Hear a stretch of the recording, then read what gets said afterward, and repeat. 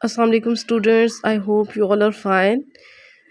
Class. So, in a previous topic we were discussing about balanced forces, and we discussed the definition of unbalanced forces. Okay तो students हम क्या discuss कर रहे थे last class में। यहाँ पर हमने ये एक एग्जांपल देखी थी कि अगर हमारे पास अगर जो फोर्सेस होती हैं, मैं थोड़ा सा रिकॉल कर लेती हूँ कॉन्सेप्ट्स को, कि अगर फोर्सेस क्या होती हैं कि हमेशा पेयर की फॉर्म में लगती हैं। अगर यहाँ से फोर्स इस डायरेक्शन में लग रही है और इस साइड में अपोजिट डायरेक्शन में फोर्स लग रही है, okay, and that force is equal to another force, तो हमने यहाँ पर क्या देखा था कि ये फोर्सेस क्या है, बैलेंस्ड है। और जब भी एक बैलेंस्ड फोर्स लग रही होती है वहाँ पर दो कंडीशंस होती हैं, या तो ऑब्जेक्ट क्या हो रहा होता है उस टाइम पे वो बिल्कुल मूव नहीं कर रहा होता, तो इस टाइम पे यहाँ पर देखें ये बिल्कुल मूव नहीं कर रहे। और उसके अलावा अगर यहाँ पर अगर बैलेंस्ड फोर्सेस लगती हैं, यहाँ पर हमने देखा था कि अगर बैलेंस्ड फोर्सेस लग रही हैं तो एक कंडीशन ये होगी कि ऑब्जेक्ट कौन सा स्टेशनरी रहेगा, और दूसरा हमने पढ़ा था या फिर वो स्टेडी स्पीड के साथ, कांस्टेंट स्पीड के साथ स्ट्रेट लाइन में मूव करता रहेगा।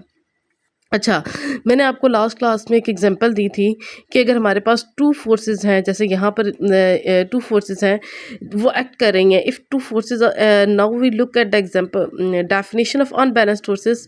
तो हमारे पास अनबैलेंस्ड फोर्सेस की डेफिनेशन क्या है कि अगर टू फोर्सेस हैं वो क्या करें, वो एक्ट करें ऑब्जेक्ट पे अपोजिट डायरेक्शन में, बट वो इक्वल ना हो, तो फोर्सेस अनबैलेंस्ड होती हैं। फॉर एग्जाम्पल यहाँ पर ये देखें, अब क्या फोर्सेस जो सी हैं वो बैलेंस्ड है? नो। यहाँ पर अगर हम इन बॉयज़ को देखें तो ये कितनी फोर्स के साथ खींच रहे हैं। They are pulling the rope with the force 300 newton, and they are pulling the rope with the force 400 newton. तो ऑब्वियसली अब यहाँ पे हमारे पास फोर्सेस क्या हैं, वो जो सी हैं वो इक्वल नहीं है, और वो किस डायरेक्शन में लग रही हैं, वो अपोजिट डायरेक्शन में लग रही हैं। तो अब मुझे आप ये बताएं कि जब ये इस रोप को पुल कर रहे हैं, तो अब ये किस जगह पे किस साइड पे ज़्यादा फोर्स लगेगी? ऑब्वियस बात है, जहाँ पर वो कहाँ पर ये फोर्स ज़्यादा लग रही है, जहाँ से इस डायरेक्शन में फोर्स ज़्यादा लग रही है। तो अब क्या करेंगे, क्या तो ये किसकी एग्जांपल है, ये अनबैलेंस्ड फोर्सेस की एग्जांपल है। तो क्या लिखा हुआ है कि if one team pulls with more force then the another there will be movement. तो वहाँ पर क्या होगी कि ऐसा तो नहीं होगा कि ऑब्जेक्ट रेस्ट पर रहेगा और वहाँ पर एक मूवमेंट होगी। अच्छा, तो अब मैंने आपको एग्जांपल बता दी अनबैलेंस्ड फोर्सेस की।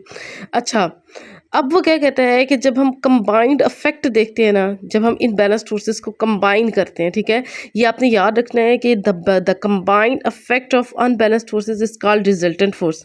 और आपने याद रखना है कि इस रिजल्टेंट फोर्स को एक और नाम दिया जाता है जिसे कहते हैं नेट फोर्स। एक और नाम भी दिया जाता है जो मैंने लिखा था कि सम ऑफ फोर्सेस, ठीक है। अब यहाँ पर ज़रा देखें, अगर मैं यहाँ पर निकालती हूँ रिजल्टेंट फोर्स निकालती हूँ, तो अब यहाँ पर हम क्या करते हैं कि ये अपोजिट डायरेक्शन होती है। अगर एक डायरेक्शन को हम एक डायरेक्शन हम क्या लेते हैं, नेगेटिव लेते हैं, और एक डायरेक्शन हम क्या लेते हैं, पॉजिटिव लेते हैं, ठीक है। इस डायरेक्शन में लेट्स सपोज ये हमने ये कन्वेक्शन होती है, ठीक है। अगर इस डायरेक्शन में अगर फोर्स लग रही है तो उसकी डायरेक्शन को माइनस का साइन रिप्रेजेंट करा और अपोजिट डायरेक्शन की डायरेक्शन को प्लस। अगर मैं यहाँ पर सम ऑफ फोर्सेस निकालती हूँ, नेट फोर्स निकालती हूँ, तो वो क्या होगा, सम निकाल रही हूँ ना, 400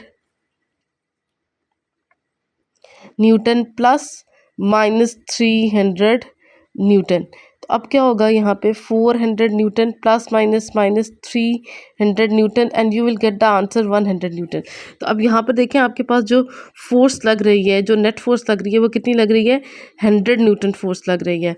तो आपके पास इन्होंने यहाँ पर एक और एग्जांपल दिया है। अब वही बात होगी, the combined effect of unbalanced forces is called resultant force, is called net force, is called sum of the forces.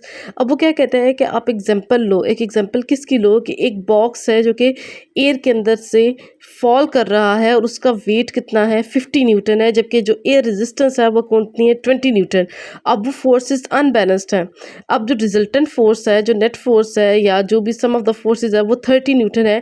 तो जिस डायरेक्शन में ज़्यादा फोर्स लग रही होती है उस डायरेक्शन में वो चीज़ मूव करती है। अब हम जहाँ पे देखते हैं, जैसे आप देखें, क्या कहा था कि उसका वेट कितना है, 50 न्यूटन है, और जो एयर रेजिस्टेंस लग रही है वो कितनी लग रही है, वो 20 न्यूटन लग रही है, ठीक है। लेकिन एक डायरेक्शन को हमने क्या लेना होता है, पॉजिटिव लेना होता है, और एक डायरेक्शन में क्या लेना होता है, नेगेटिव।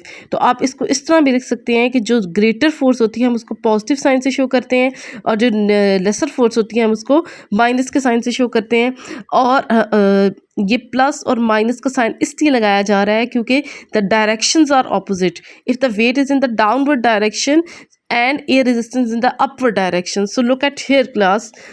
So अब हम क्या लिखेंगे, the greater force that is the 50 Newton minus the smaller force will be equal to resultant unbalanced force.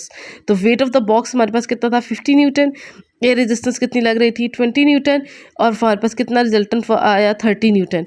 तो अब क्या होगा कि अब वो क्या लिखा हुआ है कि the weight of the box जो सा है वो ग्रेटर है फोर्स ऑफ एयर रेजिस्टेंस से pushing against it, so it will fall. तो जिस डायरेक्शन में ज़्यादा फोर्स होगी उसी डायरेक्शन में ऑब्जेक्ट क्या करेगा, मूव करेगा. अच्छा, तो अब वहाँ पर जैसे अब हमने दो फैक्ट्स पढ़े थे, यहाँ पर हमने जब बैलेंस्ड फोर्सेस वाला टॉपिक पढ़ा था, और यहाँ पर हमने दो फैक्ट्स पढ़े थे कि या तो वो ऑब्जेक्ट क्या रहेगा, स्टेशनरी रहेगा, या फिर वो स्टेडी स्पीड के साथ मूव कर जाएगा.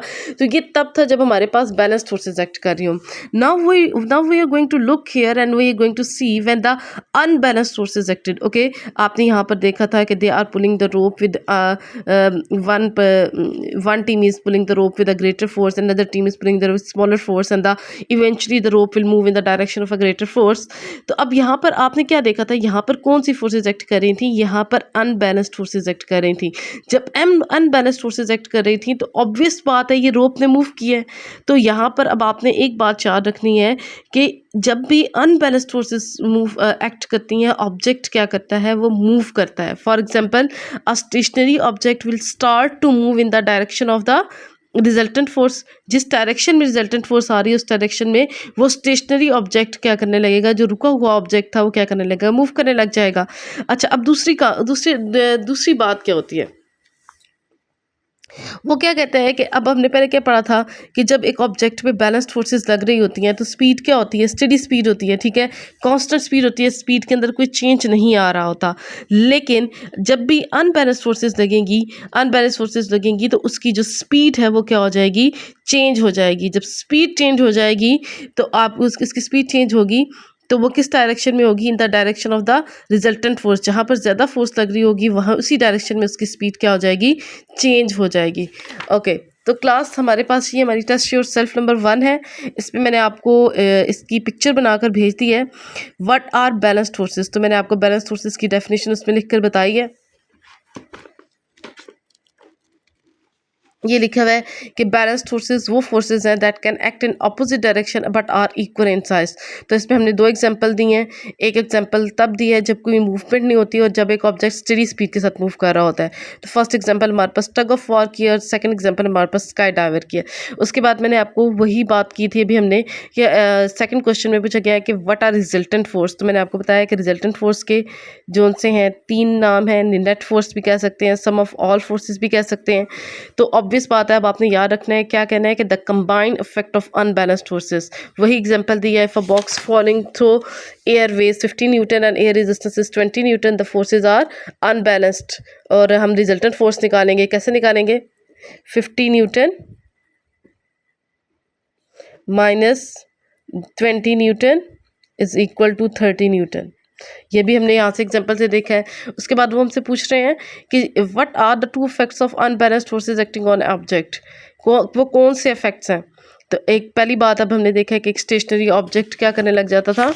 ये स्टेशनरी ऑब्जेक्ट जब अनबैलेंस्ड फोर्सेस एक्ट किए हैं तो वो किधर मूव करने लग गया है, वो इन the direction of a resultant force act करने लग पाया. और दूसरा क्या हो गया कि उस ऑब्जेक्ट की जो स्पीड है वो क्या हो गई है, वो चेंज हो रही है. किस डायरेक्शन में चेंज हो रही है, इन the direction of the resultant force. तो यही दो चीज़ें हमने उसके इफेक्ट्स में लिखी हैं कि a moving object will change its speed in the direction of the resultant force and a stationary object will start to move in the direction of the resultant force. अच्छा, अब यहाँ पर वो हमसे क्वेश्चन क्या कर रहे हैं, क्वेश्चन नंबर 4 में वो कहता है कि एक कार है जो कि ट्रैवल कर रही है, स्ट्रेट लाइन में जा रही है. ठीक है, force is pushing the car forward direction में. जो फोर्स उसको आगे, देखें एक कार है, ठीक है, फॉरवर्ड डायरेक्शन जो आगे की तरफ जाने वाली, आगे की तरफ उसको जो डायरेक्शन खींच रही है ना, जिस आगे की जानिब जो फोर्स लग रही है वो 1000 न्यूटन है. वो कहता है कि describe the motion of the car the force of air resistance. अब एयर रेजिस्टेंस जो सी होती है ना वो उसको पीछे की तरफ पुल करती है. एयर रेजिस्टेंस की अगर हम बात करें,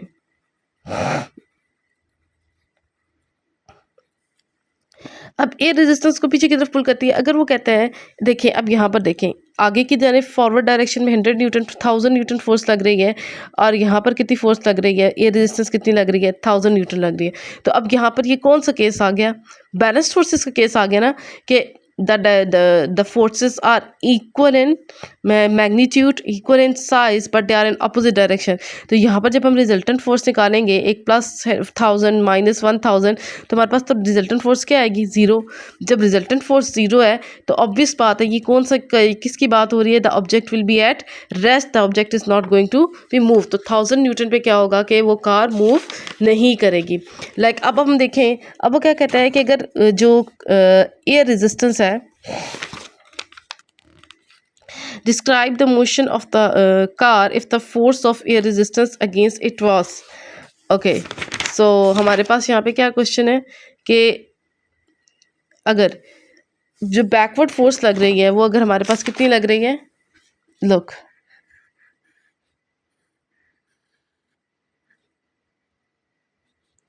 फॉरवर्ड फोर्स है आपके पास 1000 न्यूटन, और एयर रेजिस्टेंस आपके पास कितनी है, 3800 न्यूटन। अच्छा, अब आपको मैंने बताया था ना, हमने सब फोर्सेस निकालना है, 3800 न्यूटन माइनस 1000 न्यूटन, तो हमारे पास कुछ आंसर आ रहा है 1800 न्यूटन। तो अब ये कि आपके पास जो ग्रेटर फोर्स है वो किस डायरेक्शन में लग रही है, वो बैकवर्ड डायरेक्शन में लग रही है ना। तो अब क्या होगा कि the car will move in, आपके पास किधर होगी, एयर रेजिस्टेंस पीछे की तरफ उसको धकेल रही है, तो the car will move in backward direction. I hope कि आपको आज का लेक्चर समझ में आ गया होगा।